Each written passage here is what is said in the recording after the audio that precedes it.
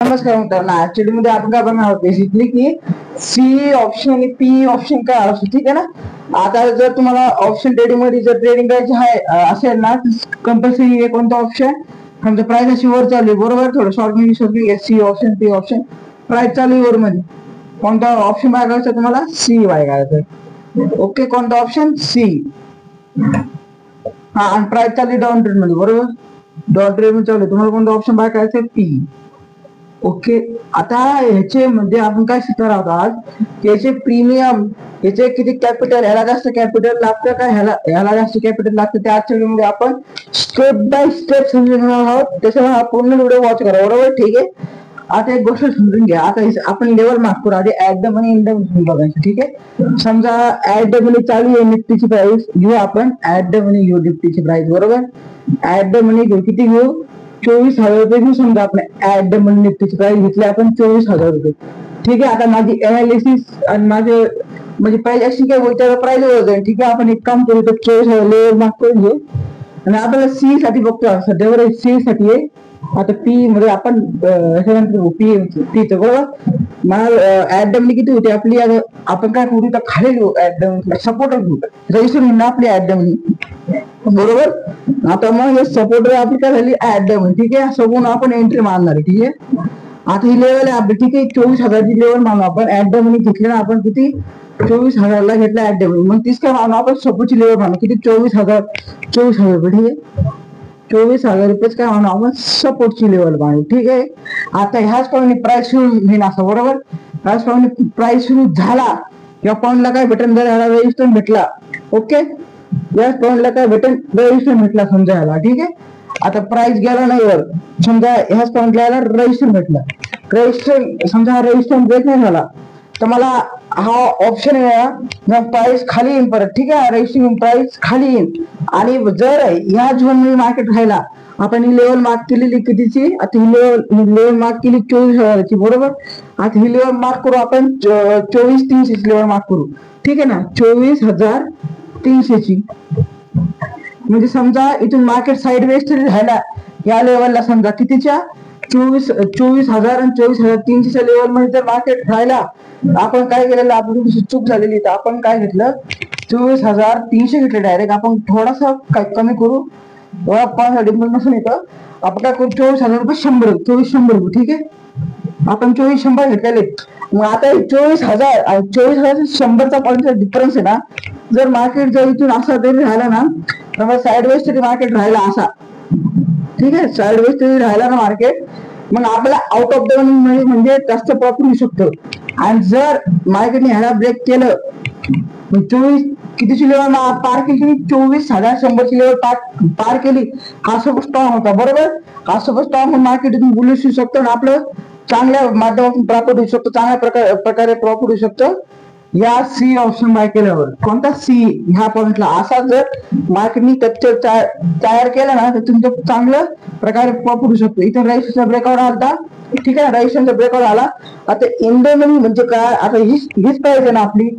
आपण समजा तुम्ही 102 ऑप्शन बाय केले, इन द मनीचा बी केला आणि ऍट द मनीचा बी केला, ठीक आहे ना. आपण काय करू? लिहू ऍट द मनीचा तुम्ही ऑप्शन बाय केला, ठीक आहे ना. ऍट द मनीचा तुम्ही ऑप्शन बी बाय केला, ठीक आहे. ऍट द मनी.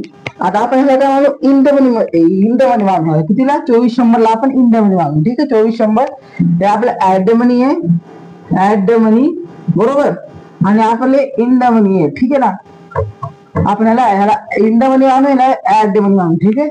आणि आता ऍट द मनी समजा ऍट द मनी प्रीमियम किती द्यायचं? पे करायचं मला, ठीक आहे ना. प्रीमियम समजा 120 प्रीमियम मला पे करायचंय, ठीक आहे. 120 झाल्या, 120 रुपयाचं मला प्रीमियम पे करायचंय. Into 75 lot. तुम्हाला सांगितलं ना मी 75 क्वांटिटी निफ्टीच्या कंपल्सरी. आपण थोडंसं कॅल्क्युलेशन करून बघू आपल्याला आन्सर किती भेटतो याचा. आपल्याला किती करायचे? 120 इंटू 75 करायचं. जस्ट सेकंड, थोडंसं कॅल्क्युलेशन आहे, ते कॅल्क्युलेशन करायचं आपल्याला, ठीक आहे. आता ह्याचा आन्सर आलेलं किती? 9,000 आन्सर आले, ठीक आहे. 9,000 पकडू आपण मॅक्सिमम. 9,000 रुपये आन्सर आहे सर, ठीक आहे. आता मला ऍट द मनी 9,000 रुपये लागले, ठीक आहे. आता आपण काय करू की समजा मार्केट या तरी झोन मध्ये राहिला ना, ह्या तरी झोन मध्ये मार्केट जर आरामशीर तरी राहिला ना, तुमच्या चांगल्या माध्यमातून प्रॉफिट होऊ शकतं. ठीक आहे. आता आम्ही काय करू येणार काही व्हिडिओ मध्ये सीएच होतं. ठीक आहे. सीएच तुम्हाला एकदा करायला समजून सांगतो. ठीक आहे. सीएच म्हणजे काय की आता प्राइस वर जाईल. ठीक आहे. आणि आउट ऑफ द मनी म्हणजे काय होईल, 24,000 कितीची लेवल मार्क केली आपण 2400 ची. ठीक आहे.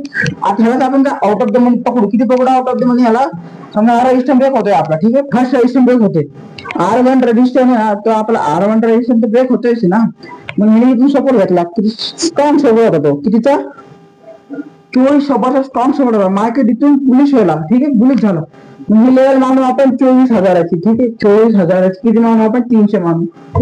24,000ची 300 लेवल मानू. आणि आउट ऑफ द मनी. ठीक आहे ना, आउट ऑफ द मनीचा विचार करू झाला सध्या आपण.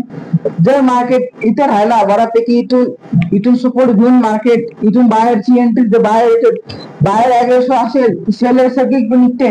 ह्या ट्रेन मध्ये ना सगळे शेअर निघते. ठीक आहे ना, या ट्रेन मध्ये सगळे शेअर निघते.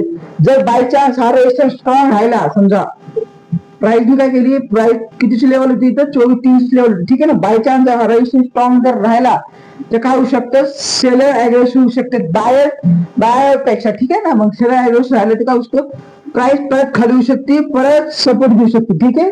परत इथं कितीचा घेऊ आपण, समजा 200चा 24,200 मार्केट परत सपोर्ट घेऊ शकतं.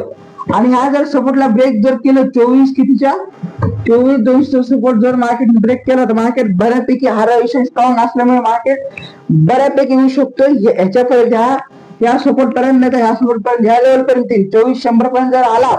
आता तुम्ही ऍट द मनी घेतली, समजा ऍट द मनी घेतली तुम्ही, आता मार्केट बुलिश राहिला, बरोबर, मार्केट ओव्हर गेला, मार्केट परत तुमची किती लेवल होती, 24,000ची लेवल होती. पण त्या ह्या लेवलला मार्केट खाली नाही आलं जास्त, त्या सपोर्ट तुम्ही एंट्री घेतली, सपोर्ट फक्त ब्रेक व्हायला नाही पाहिजे बस.